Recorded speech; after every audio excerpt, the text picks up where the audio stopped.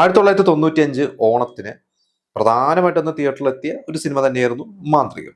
ആ സിനിമയ്ക്ക് ഭയങ്കര പ്രതീക്ഷകളുമായിരുന്നു. കാരണം തമ്പി കണതാരം മോഹൻലാൽ കൂട്ടുകെട്ട് രാജാവിന്റെ മകനിൽ തുടങ്ങിയ ഒരു ഫ്ലോപ്പ് പോലില്ല, എല്ലാം ഹിറ്റാണ്. അവർ അവസാനം ചെയ്ത ഒന്നാമൻ മാത്രമാണ് ബോക്സ് ഓഫീസിൽ അങ്ങനെയായി ഒന്ന് പരാജയപ്പെട്ടു പോയത്. ബാക്കി എല്ലാ സിനിമകളും ഹിറ്റ് തന്നെയായിരുന്നു. അതിന്റെ ഒരു നാടോടി ആയിക്കോട്ടെ, ഭൂമിയിലെ രാജാക്കന്മാർ, അങ്ങനെ ഒരുപാട് സിനിമകൾ, ഇന്ദ്രജാലം, അങ്ങനെ 95 മാന്ത്രികം. മാന്ത്രികം നല്ല ഗംഭീര സിനിമ തന്നെയാണ്.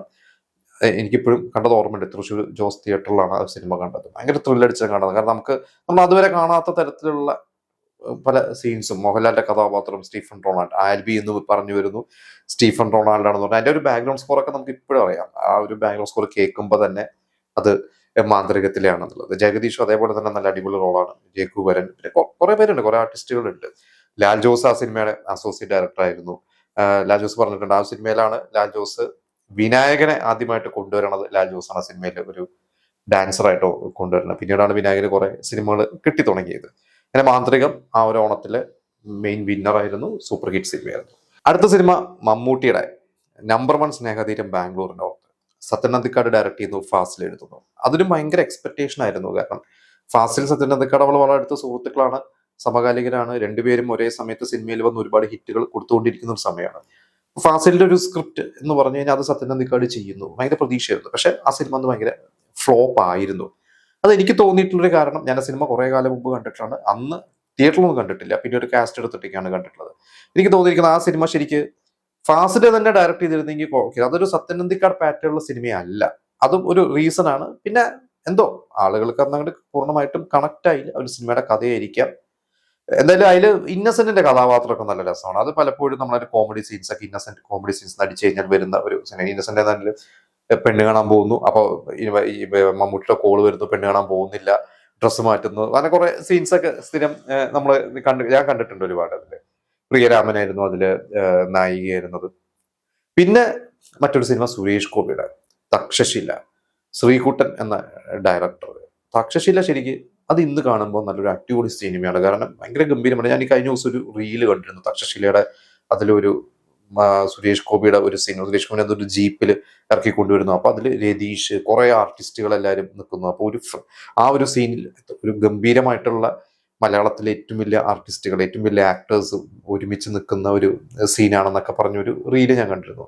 അതന്ന് തിയേറ്ററിൽ കണ്ടിട്ട് സിനിമയാണ്, തൃശ്ശൂർ രാഗം തിയേറ്റർ എന്നുണ്ട്. അതിൽ നല്ലൊരു പാട്ടൊക്കെ ഉണ്ട്, നല്ല നല്ല പാട്ടുകളൊക്കെ ആ സിനിമയിൽ. ഭയങ്കര ബിഗ് ബഡ്ജറ്റിൽ ഷൂട്ട് ചെയ്തിട്ടുള്ള ഒരു സിനിമയാണ്. ഇന്ന് കാണുമ്പോൾ നമ്മൾ ആലോചിക്കും എങ്ങനെ അതിലെ പല ആക്ഷൻ സീക്വൻസുകളൊക്കെ എങ്ങനെ അന്നത്തെ ഒരു അവൈലബിൾ റിസോഴ്സസ് വെച്ചിട്ടാണ് അവർ അതൊക്കെ ചെയ്തിട്ടുള്ളത്. സുരേഷ് ഗോപിക്ക് ഒരുപാട് ഹിറ്റുകൾ കൊടുത്ത AK സാജൻ, അദ്ദേഹമാണ് ആ സിനിമ എഴുതിയിട്ടുള്ളത്, ഡയറക്ട് ചെയ്തിട്ടുള്ളത് ശ്രീകുട്ടൻ. അദ്ദേഹം വളരെ കുറച്ച് സിനിമകൾ മാത്രമേ ഉള്ളൂ. പാവക്കുത്ത്, ഓഫാബി, പിന്നെ നിങ്ങൾ തക്ഷശീലയ്ക്ക് ശേഷം അദ്ദേഹം വേറെ സിനിമയൊന്നും ചെയ്തിട്ടില്ല. ഒരു പക്ഷേ ഈ പറയുന്ന 3 സിനിമകൾ അങ്ങനെ വലിയ സൂപ്പർ ഹിറ്റ് ആവാത്തത് കൊണ്ടായിരിക്കാം. എങ്കിലും നല്ലൊരു ഫിലിം മേക്കർ. ഈ 3 സിനിമകൾ നല്ല സിനിമകൾ തന്നെയാണ്. പാവക്കുത്തും ഒരു മോശം സിനിമ എന്ന് പറയാൻ പറ്റില്ല. ഓഫാബി അന്നത്തെ കാലത്ത് അങ്ങനത്തെ ഒരു സിനിമ ഒരുപക്ഷെ ഇന്നൊക്കെ ആയിരുന്നെങ്കിൽ ചിലപ്പോൾ അത് വിജയിച്ചു പോയേനെ. എന്തായാലും തക്ഷശിലയും അന്ന് ഓണത്തിന് ഉണ്ടായിരുന്നു, നല്ല ഇനീഷ്യൽ വന്നു. പക്ഷെ ലോങ് റണ്ണിൽ ആ സിനിമ ഓടിയില്ല. പിന്നെ ഒന്ന് തുളസിദാസിന്റെ സിനിമ, തുളസിദാസ് മുകേഷ് കൂട്ടിന്റെ സുന്ദരി നീയും സുന്ദരൻ ഞാനും. അത് അന്ന് ഈ പറഞ്ഞ പോലെ ഒരു ആവറേജ് പോയ ഒരു സിനിമയാണ്. ഞാൻ ആ സിനിമ പിന്നീട് കാസറ്റാണ് കണ്ടിരിക്കുന്നത്. കാരണം ഇവർ ഒരുപാട് തുളസിദാസ് മുകേഷ് കൂട്ടുകെട്ട് കുറെ ഹിറ്റ് സിനിമകൾ അവർ ചെയ്തിട്ടുണ്ട്. അതിൽ പൂച്ചക്കാരും മണി കിട്ടും സിനിമ, അത് 92 ഓണമാണെന്ന് തോന്നുന്നു. ആ ഒരു സമയത്ത് തന്നെയാണ് ആ സിനിമ തിയേറ്ററിൽ ഇറങ്ങി. അത് ഭയങ്കര ഹിറ്റ് ആയിരുന്നു അന്ന്.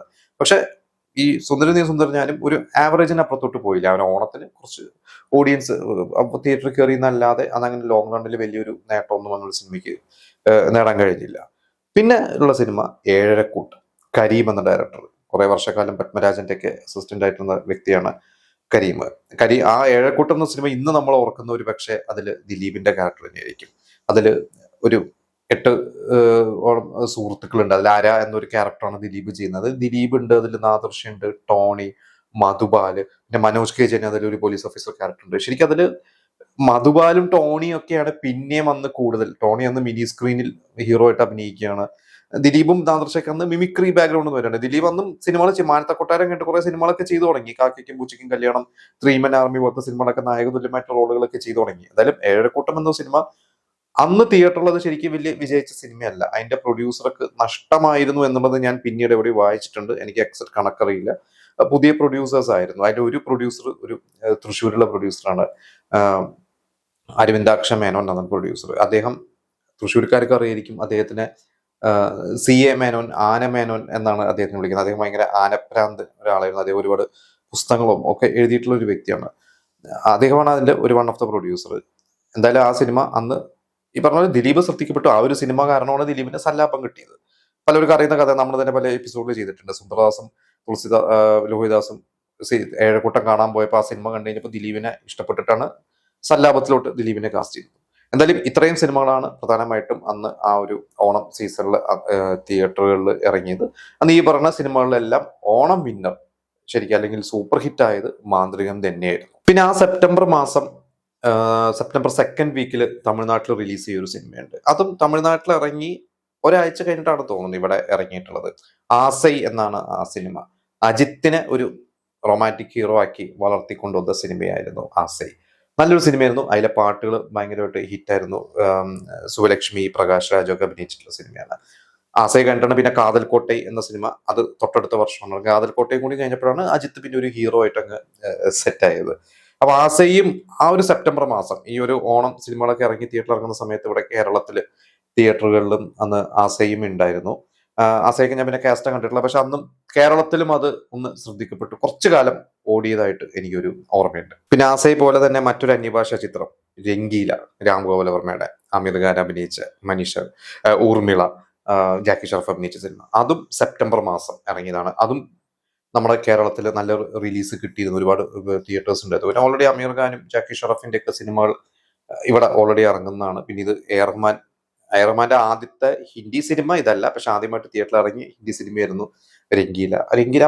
ആ പാട്ടുകൾ എനിക്കൊന്ന് സിനിമ ഇറങ്ങുന്നതിന് മുമ്പ് തന്നെ അതിന്റെ പാട്ടുകളൊക്കെ, കാരണം സെപ്റ്റംബറിലാണ് ആ സിനിമ ഇറങ്ങിയത്, പക്ഷെ ആ ഒരു ജൂൺ മാസമൊക്കെ തന്നെ അതിലെ ഓഡിയോ കാസറ്റ്സ് ഇവിടെ കേരളത്തിലും റെക്കോർഡ് സെയിലായിരുന്നു. കാരണം ഈ ആയിരെ എന്നുള്ള പാട്ട്, ഹായരമ്മ എന്നുള്ള പാട്ട്, ഒരുപാട് എല്ലാം, ക്യാക്കരേഖ എന്നുള്ള പാട്ട്, എല്ലാ പാട്ടുകളും ഭയങ്കര ഹിറ്റായിരുന്നു. സ്ഥിരമായിട്ട് ഗാനമേളകളിൽ പാടിയിരുന്ന ഒരു പാട്ടായിരുന്നു. പിന്നെ അന്ന് എനിക്കിപ്പോഴും ഓർമ്മ, ആ ഒരു ഓണം സമയത്ത്, ആ ഒരു ഓണത്തിന് ഇവിടുത്തെ പല സ്കൂളുകളിലും കോളേജുകളിലും ഒക്കെ ഈ രംഗീലയിലെ പാട്ടുകൾ പ്ലേ ചെയ്യുന്നതെന്നൊക്കെ എനിക്ക് ഒരു ചെറിയൊരു ഓർമ്മയുണ്ട്. സ്കൂളിലൊക്കെ അന്ന് പരിപാടികളിലൊക്കെ പ്ലേ ചെയ്തിരുന്നു. നമ്മൾ പലപ്പോഴും ടൗണിലൊക്കെ ഓണം സെലിബ്രേഷനൊക്കെ പോകുമ്പോഴൊക്കെ ഈ പാട്ടുകളൊക്കെ കേട്ടിരുന്നതൊക്കെ എനിക്കൊരു ഓർമ്മയുണ്ട്.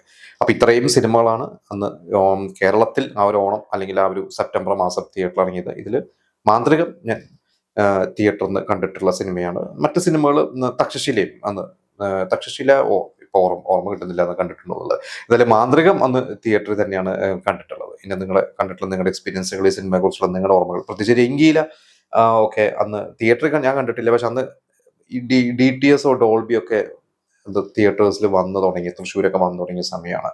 അതിന്റെ കൊണ്ട് രംഗീലയാണോ അതോ കുരുതിപ്പൂനിലാണോ, ഏതൊരു സിനിമയാണെന്ന് തൃശ്ശൂർ രാമദാസ് തിയേറ്ററിൽ ആദ്യമായിട്ട്. അപ്പൊ എല്ലാവരും പറഞ്ഞിട്ടുണ്ട് അത് തിയേറ്ററിൽ പോയിട്ട് തന്നെ കാണണം എന്നൊക്കെ പറഞ്ഞിരുന്നതൊക്കെ നല്ല ഓർമ്മയുണ്ട്. എന്തായാലും നിങ്ങളുടെ എക്സ്പീരിയൻസ് നമുക്ക് ഷെയർ ചെയ്യാം.